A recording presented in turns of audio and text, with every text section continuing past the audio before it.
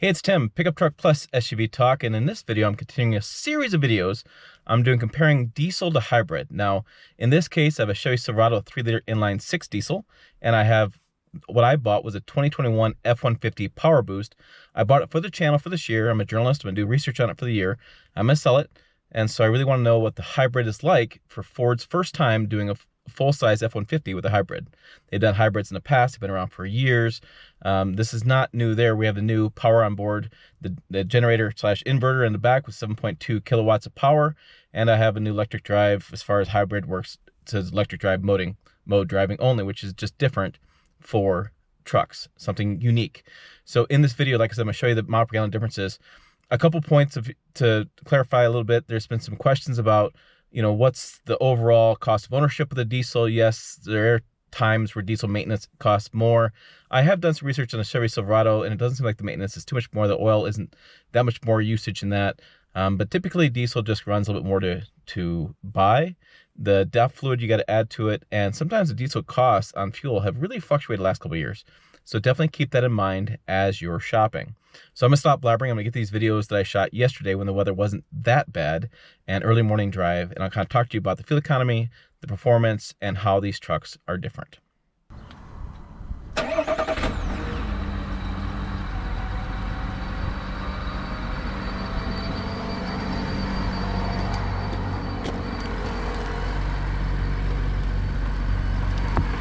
All right, on the road here with the 2021 Chevy Silverado 3-liter diesel. A couple notes here. So the drive I'm doing, it's going to be 50 miles west and then turn around 50 miles east. So it's going to be the same roads. These are kind of 4-lane highways, interstates. We don't know the exact term for these things. 70 miles an hour, 65. There's 3 or 4 towns in the middle. Go down about 25 miles an hour through the towns. Towns are like a mile long or so not very much city driving, but this is mostly highway driving. Again, the wind's going to start kicking up. It's blowing about 10 to 15 out of the west. So when I turn on east, I should get some of the tailwind benefits, not all of it. Okay, let's take a quick time out and talk about what this truck is. It's a 2021 Chevy Silverado Crew Cab RST 4-wheel drive. It's got a cherry red tint coat on the outside, jet black interior, the 3-liter turbo diesel Duramax 10-speed automatic transmission. This is the All-Star Edition Plus version. We have a rear sliding power window, kind of stands out. You have the 120-volt instrument panel and cargo bed power outlets in the bed. You have the 8-inch screen inside, Bluetooth, audio streaming, wireless Apple CarPlay, wireless Android Auto. This has got the Bose premium sound system. We have some USB ports, HD radio, 20-inch painted aluminum wheels. We have the Z71 off-road package, twin tube shocks, skid plates, hill descent control, Z71 badging. We have the safety package. It's got front and rear park assist, lane change alert with side blind zone alert, rear cross traffic alert, and it's got leather appointed front outboard seats. It's got bucket seats, and the cherry red tint coats, $495 improvement in cost. The gross vehicle weight rating is 7,200 pounds. Rear axle is 323. Total price on the sticker is $56,950. Highways 26, 24 city, or 24 combined, 22 city. This is built in Fort Wayne, Indiana. All right, I want to add a few thoughts to the video I shot yesterday, and I'm just running out this morning to do them. I never did talk about how it drives. I got busy talking about towing. So again, watch the video on towing. I go over payload, I go over max towing, all that kind of stuff. But this diesel, though, let's talk about on the road, empty. It's fantastic. The power delivery is so crazy good. 460 foot-pounds torque. It could be 470. Don't crush me on that in the comments. It's early, and I haven't checked my notes. Got 1,000 things going on. But power delivery at like 1,500 RPMs is fantastic. And you just feel like it's very powerful. This is a 3-liter inline 6 engine. It basically feels like you're driving a V8 with B6 fuel economy. That's the best way I can describe it, with the 10-speed transmission. This is one of my favorite powertrains that GM offers. I can't say enough good things about it.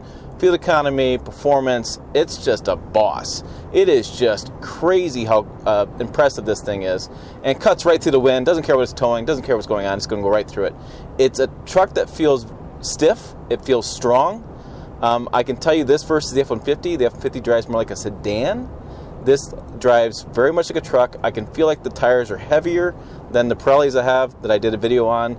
Just a different tire situation, different needs those tires.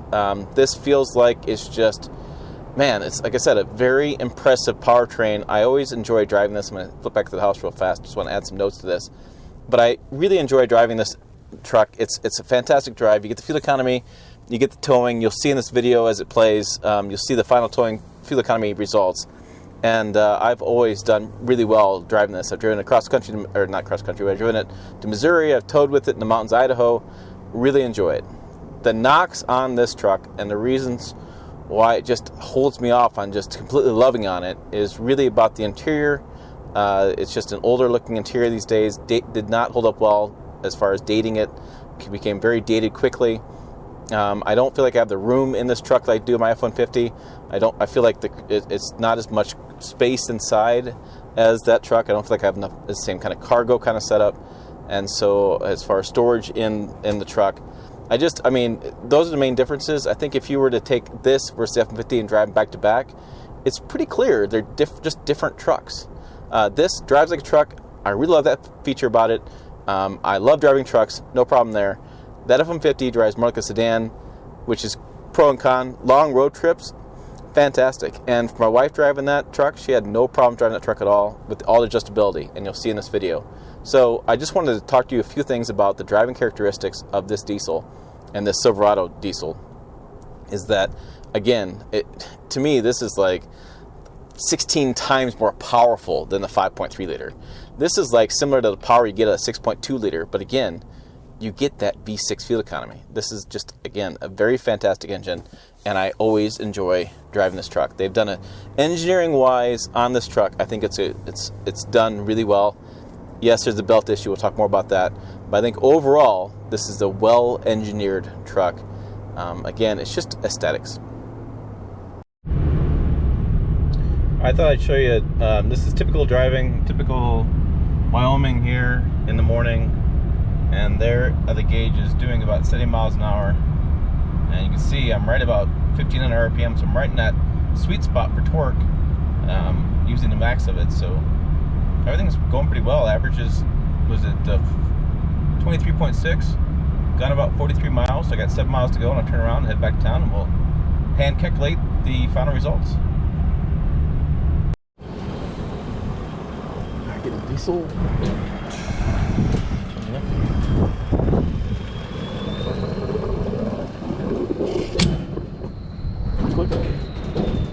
3.712, all right.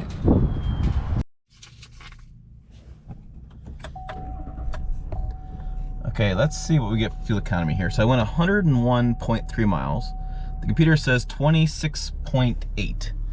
So I got 3.712 gallons, so 101.3 divided by 3.712 equals 27.2. So pretty darn close. You know, I've always figured hit or miss a little bit is fine. So there we go. I had to turn the audio off, but yeah, so hit or miss is pretty fine. I mean, that's better than EPA. EPA is 26 on this truck, so I beat EPA. So let's go get the Ford and see how that does doing the same drive that I did right now this morning.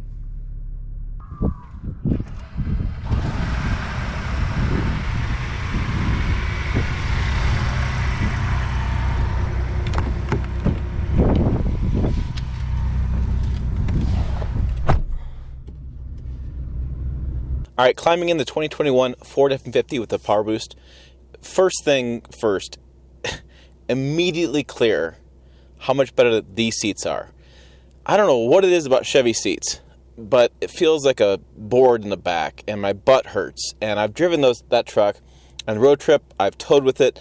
I drove to Missouri from here, which is like 1,000 miles or so round trip. I forget what the exact number was, but lots of miles.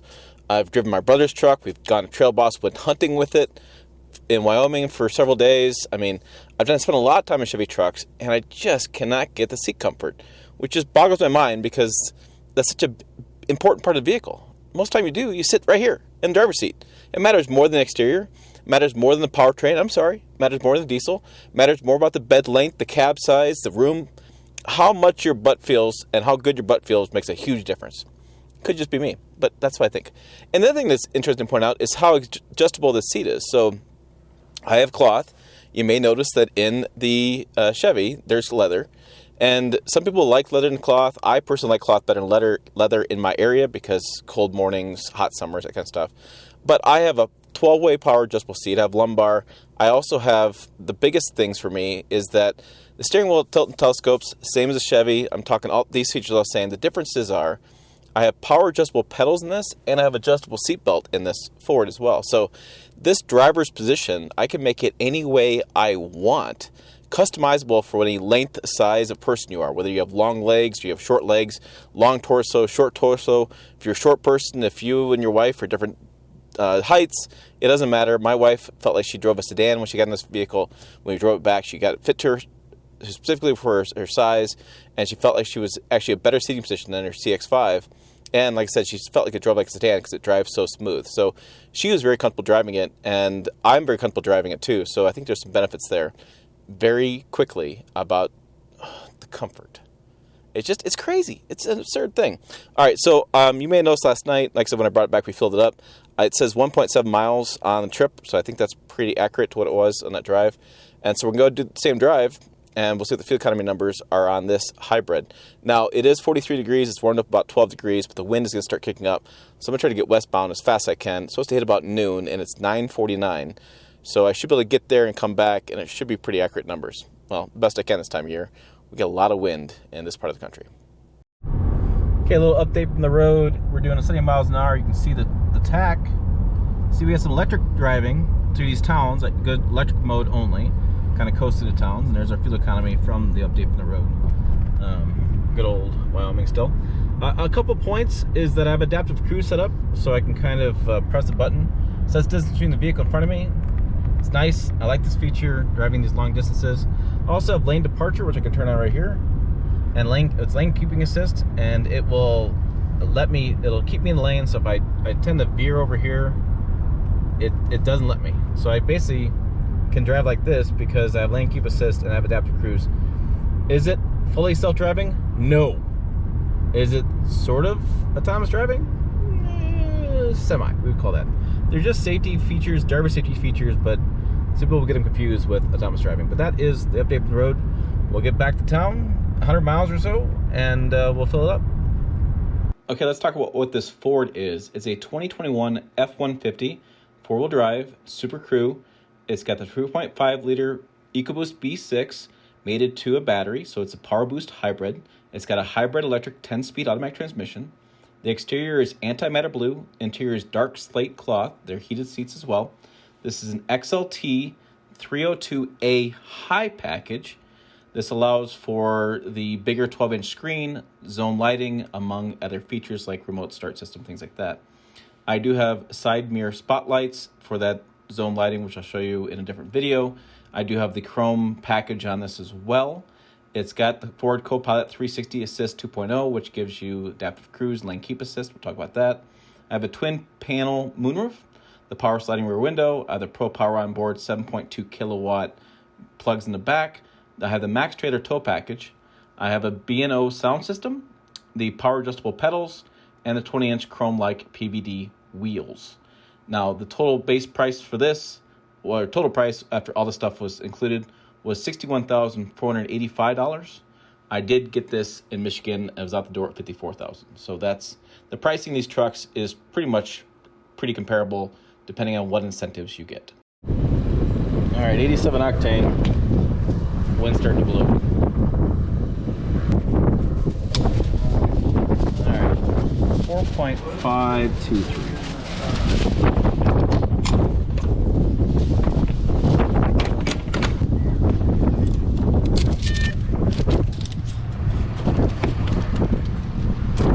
All right, it's busy gas pump. I just moved out of the way a little bit, but we got 101 miles, 101. We have some electric driving, 14 miles electric driving, 23.5 miles per gallon. So then looking at this, let's see, we got 101 divided by 4.523 goes 22.33. So within a mile per gallon difference, just so. It's not as accurate as I wanted it to be, but that's what we got hand calculated versus non-hand calculated. In conclusion though, from my point of view on this truck on the Ford F-150 versus the Chevy Silverado, it comes down to many things. Let's start with number one, the powertrain. That Silverado diesel, that 3-liter diesel I built, is fantastic. I love that powertrain.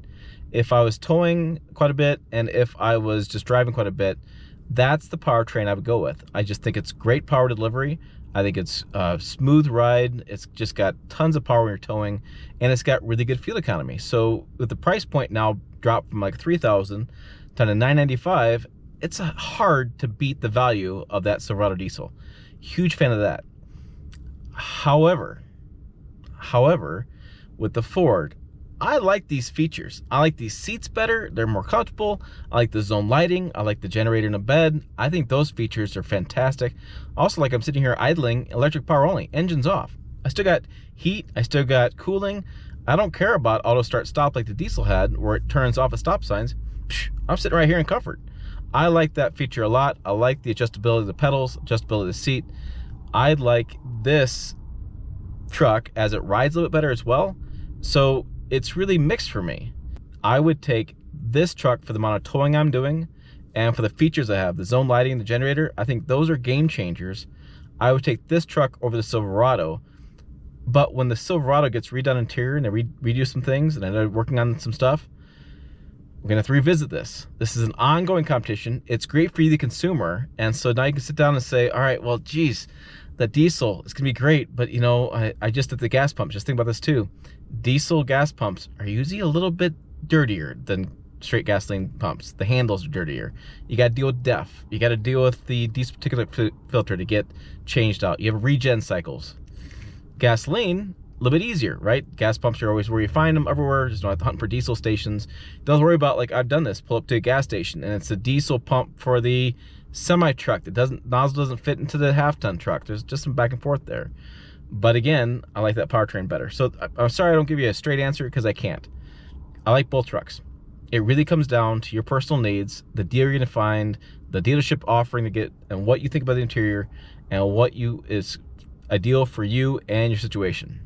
There you go. Easiest way I can say it. Stop rambling. Anyways, thanks as always for watching. Make sure to check the video out over here. It's a good time. Website down below.